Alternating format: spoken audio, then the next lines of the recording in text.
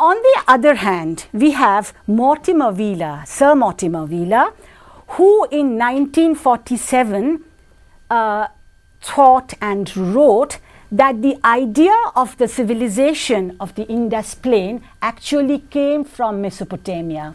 In other words, he thought that the Indus civilization was really an extension of the Mesopotamian civilization. Right, it was an extension of the Mesopotamian civilization, and so he was really directly in contradiction to the other historians like Stuart Pigott, Gordon Giles, John Marshall and Noni Gopal Mojumdar. But Mortimer Wheeler also found certain followers.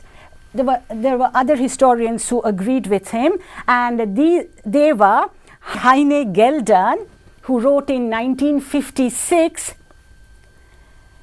Then there was Gordon, 1958. These two historians also became very great supporters of this idea. They began to look upon the cities of Mohenjo-daro and Harappa as colonial cities, right? As colonial towns, as colonial cities. Ma'am, why have the second school of historians referred to the Indus cities as colonial cities? They felt that the architectural designs found in Mohenjo-daro and Harappa showed signs of alien domination.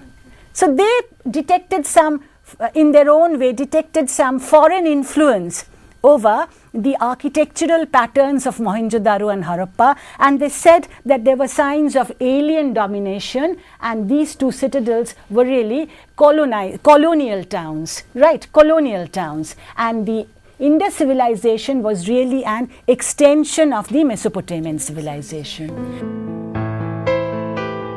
That was one view. However, in the 1950s and 60s, more excavations were carried out. More data poured in. The entire perspective of Indus civilization changed.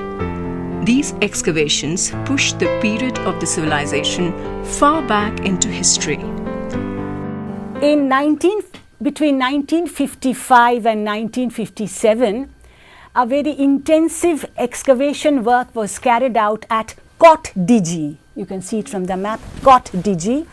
And you see a fortified citadel castle was discovered, right? A fortified citadel castle was discovered below the Harappan level of the site. And this work gained further support from another historian whose name is J.M.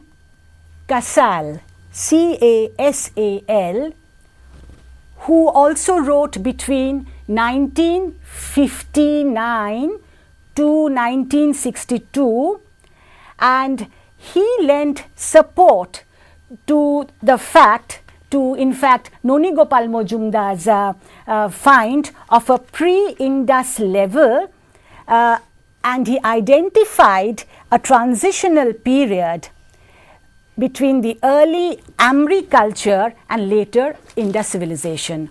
Now, Noni Gopal Mojumdar also showed that there was a pre-Indus level in Amri, and in fact, Amri had a very distinct culture of its own, right? Amri pottery had a very distinct culture of its own. And the third major excavation was carried out in Kalibangan. Kalibangan, this work was done by B.B. Lal and B.K. Thapar. B.B. Lal and B.K. Thapar. And the excavations at Kalibangan also showed similar results.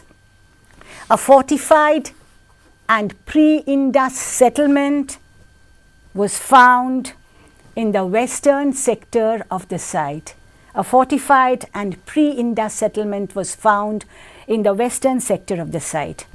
So you see, basically the three major excavations that was carried out in the 50s and the 60s at Kot Diji, at Amri and at Kalibangan pointed to the fact that the Indus culture was of indigenous origin, right? It was of indigenous origin, and the debate was therefore finally resolved in the 1960s in favor of the indigenous theorizer.